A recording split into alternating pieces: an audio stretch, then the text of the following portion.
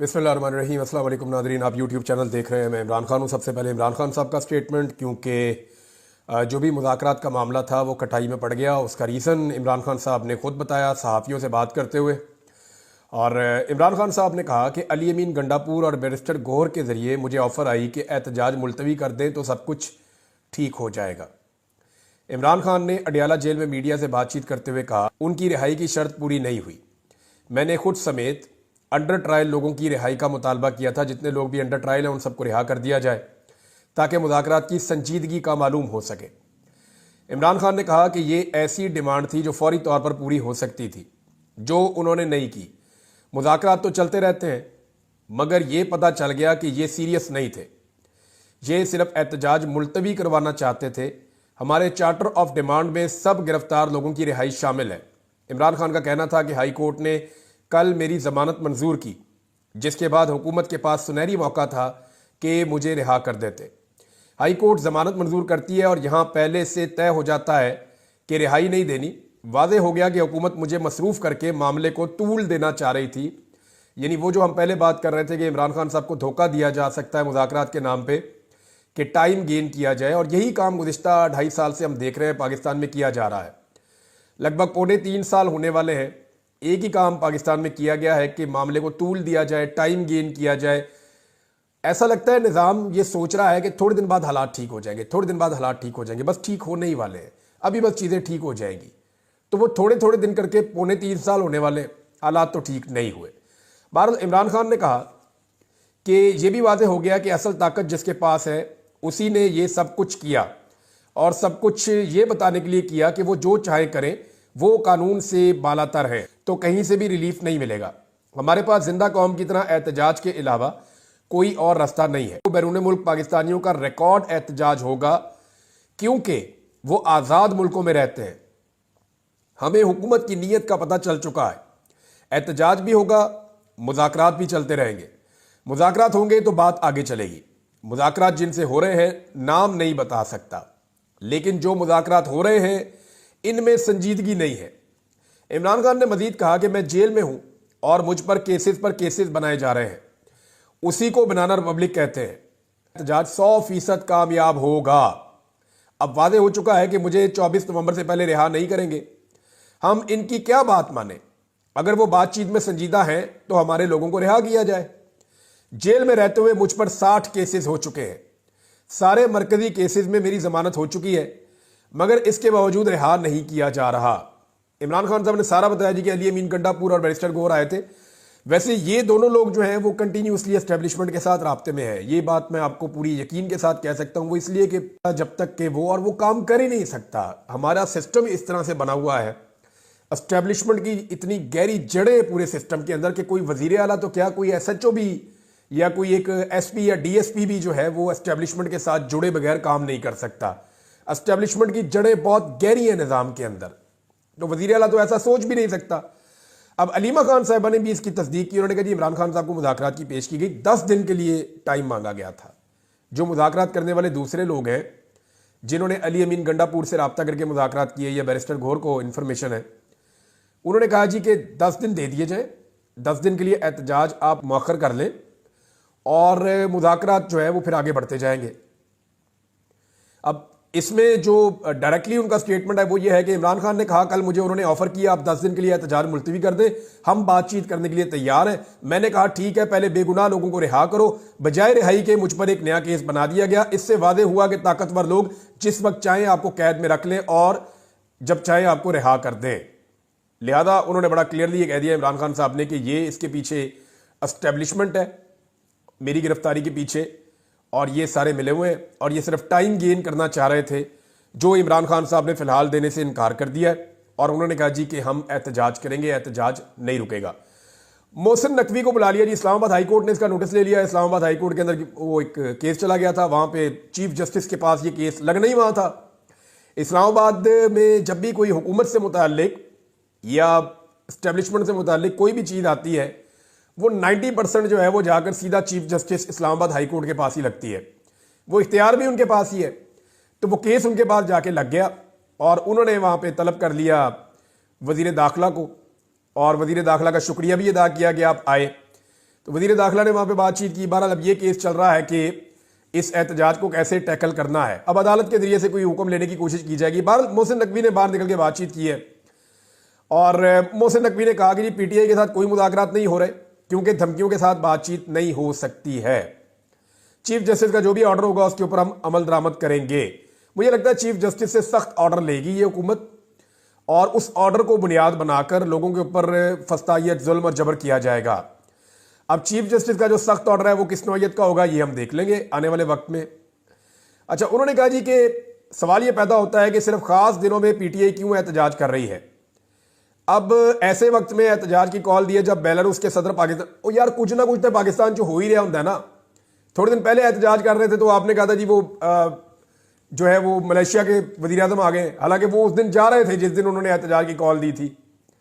उससे थोड़े दिन पहले जो है वो आसिफ अली जरदारी नाना बन गए थे। उसके बाद जो है वो नवाज शरीफ साहब का बेटा दिवा, कुछ ना कुछ तो इस मुल्क में हो रहा होता है। कभी मरियम नवाज की सर्जरी निकल आती है, कभी कुछ हो जाता है, कभी कुछ ना कुछ। एक मुल्क है भाई इतना बड़ा, तो बेलारूस का सदर आ रहा है। हद हो गई वैसे आप लोगों की। मैं हैरान होता हूं कि बेलारूस का सदर आएगा, आगे पाकिस्तान का सारा कर्जा उतार के वापस चला जाएगा, ये होगा। यानी मेरी समझ से बाहर है। कोई ना कोई तो पाकिस्तान में आता ही रहता है हर वक्त। इतना बड़ा मुल्क है भाई, 25 करोड़ इसकी आबादी है, एटमी पावर है दुनिया की 7वीं। तो यहां पे तो लोग आएंगे और जाएंगे। हमने अपने अंदरूनी मामलात को उठा के हम कहां पे जाके जोड़ देते हैं। मोहसिन नकवी ने एक और इल्जाम लगा दिया कि जी खैबर पख्तूनख्वा से जो लोग आते हैं ना उनमें अफगान शहरी बहुत बड़ी तादाद में होते हैं, ये एक सवालिया निशान है। फिर उन्होंने कहा जी कि एक और चीज़ उन्होंने उठाई, ये जो दहशतगर्दी का वाकया हुआ इस पर मोहसिन नकवी ने कहा जी उधर हम ख्याल करें या इधर ख्याल करें। आज 38 लोग शहीद हो गए हैं करम एजेंसी में।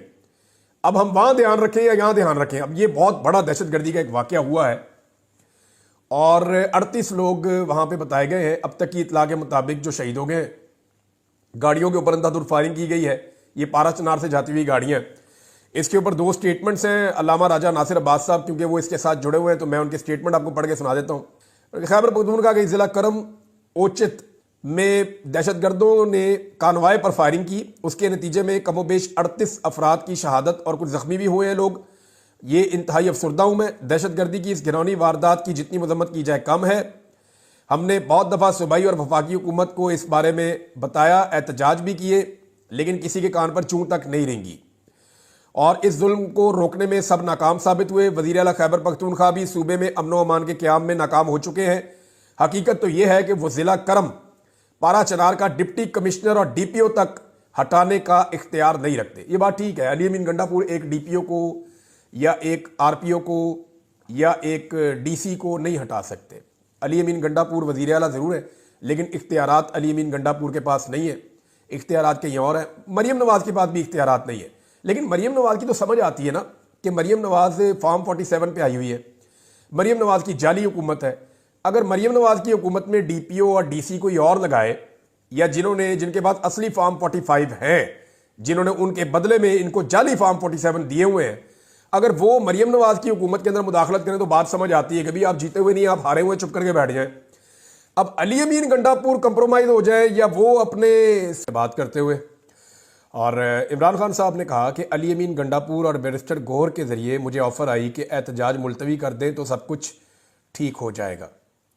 इमरान खान ने अडियाला जेल में मीडिया से बातचीत करते हुए कहा उनकी रिहाई की शर्त पूरी नहीं हुई।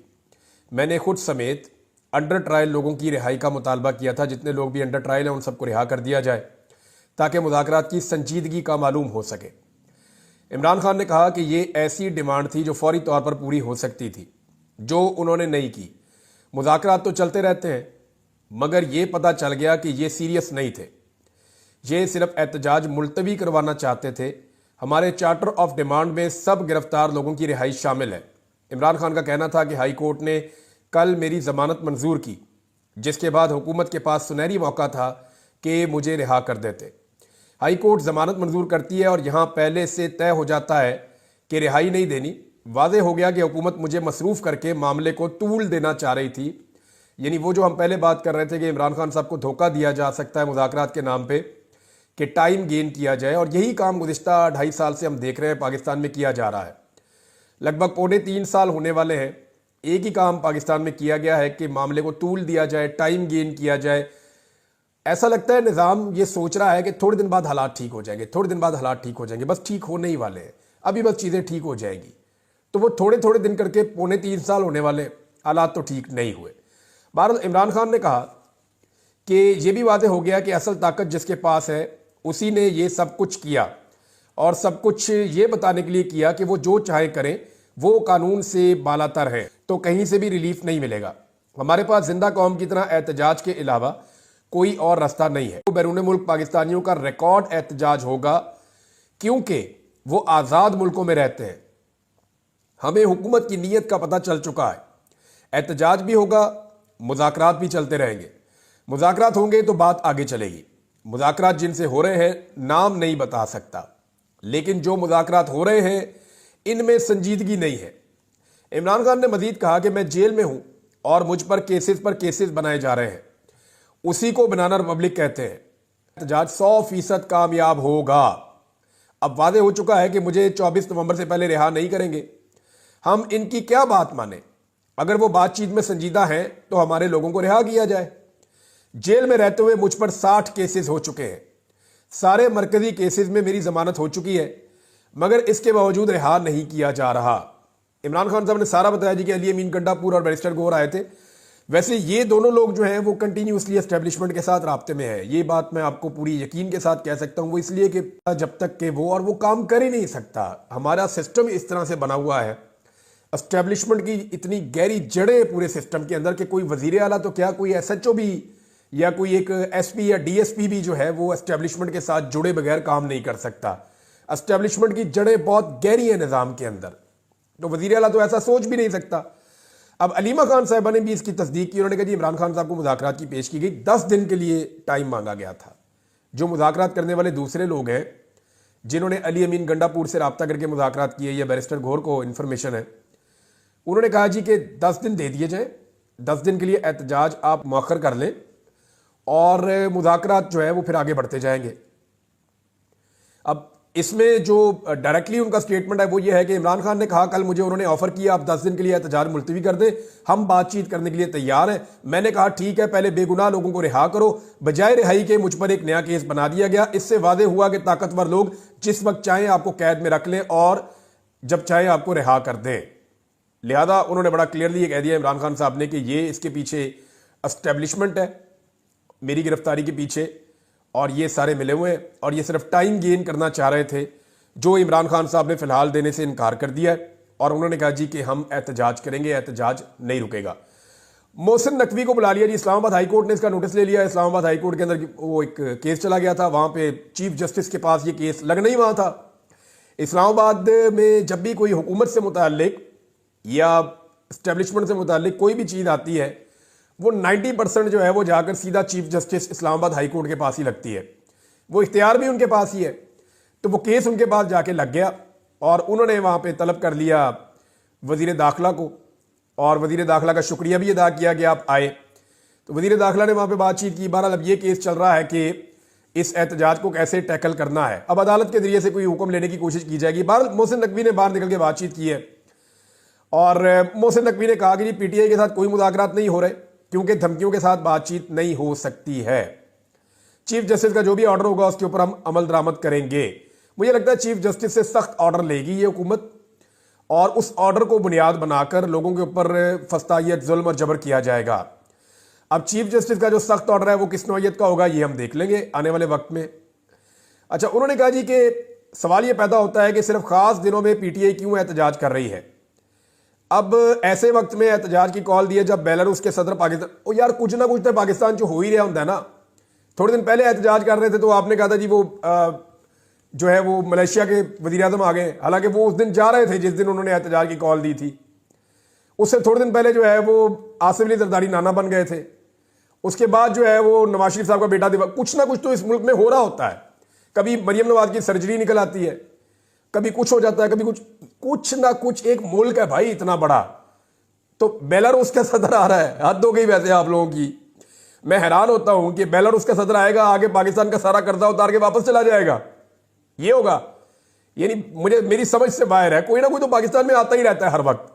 इतना बड़ा मुल्क है भाई, 25 करोड़ इसकी आबादी है, एटमी पावर है दुनिया की 7वीं, तो यहां पे तो लोग आएंगे और जाएंगे, हमने अपने अंदरूनी मामलात को उठा के हम कहां पे जाके जोड़ देते हैं। मोहसिन नकवी ने एक और इल्ज़ाम लगा दिया कि जी खैबर पख्तूनख्वा से जो लोग आते हैं ना उनमें अफगान शहरी बहुत बड़ी तादाद में होते हैं, ये एक सवालिया निशान है। फिर उन्होंने कहा जी कि एक और चीज़ उन्होंने उठाई, ये जो दहशतगर्दी का वाक़या हुआ इस पर मोहसिन नकवी ने कहा जी उधर हम ख्याल करें या इधर ख्याल करें। आज 38 लोग शहीद हो गए हैं करम एजेंसी में, अब हम वहां ध्यान रखें या यहां ध्यान रखें। अब ये बहुत बड़ा दहशतगर्दी का एक वाक़या हुआ है और 38 लोग वहां पे बताए गए हैं। अब तक की इतला के मुताबिक जो शहीद हो गए हैं, गाड़ियों के ऊपर अंधाधुंध फायरिंग की गई है, ये पारा चनार से जाती हुई गाड़ियां। इसके ऊपर 2 स्टेटमेंट्स हैं अल्लामा राजा नासिर अब्बास साहब, क्योंकि वो इसके साथ जुड़े हुए हैं तो मैं उनके स्टेटमेंट आपको पढ़ के सुना देता हूँ। खैबर पख्तूनख्वा के जिला करम ओचित में दहशतगर्दों ने कानवाए पर फायरिंग की, उसके नतीजे में कमोबेश 38 अफराद की शहादत और कुछ जख्मी भी हुए हैं लोग। ये इंतहाई अफसरदा हूँ मैं, दहशतगर्दी की इस घिनौनी वारदात की जितनी मजम्मत की जाए कम है। हमने बहुत दफ़ा सूबाई और वफाकी हुकूमत को इस बारे में बताया, एहतजाज भी किए, लेकिन किसी के कान पर चूं तक नहीं रेंगी और इस जुल्म को रोकने में सब नाकाम साबित हुए। वज़ीर आला खैबर पख्तूनख्वा भी सूबे में अमन व अमान के क़याम में नाकाम हो चुके हैं। हकीकत तो यह है कि वो ज़िला करम पारा चनार का डिप्टी कमिश्नर और DPO तक हटाने का इख्तियार नहीं रखते। ये बात ठीक है, अली अमीन गंडापुर एक DPO को या एक RPO को या एक DC को नहीं हटा सकते। अली अमीन गंडापुर वज़ीर आला ज़रूर है, लेकिन इख्तियारात अली अमीन गंडापुर के पास नहीं है, इख्तियारात कहीं और है। मरीम नवाज़ के पास भी इख्तियारात नहीं है, लेकिन मरीम नवाज़ की तो समझ आती है ना कि मरीम नवाज़ फॉर्म 47 पे आई हुई है, मरीम नवाज़ की जाली हुकूमत है। अगर मरीम नवाज़ की हुकूमत में DPO और DC कोई और लगाए, या जिनके पास असली फॉर्म 45 है, जिन्होंने उनके बदले में इनको जाली फॉर्म 47 दिए हुए हैं, अगर वो मरीम नवाज की हुकूमत के अंदर मुदाखलत करें तो बात समझ आती है कि भाई आप जीते हुए नहीं, आप हारे हुए चुप करके बैठ जाएं। अब अली अमीन गंडापुर कंप्रोमाइज हो जाए या वो अपने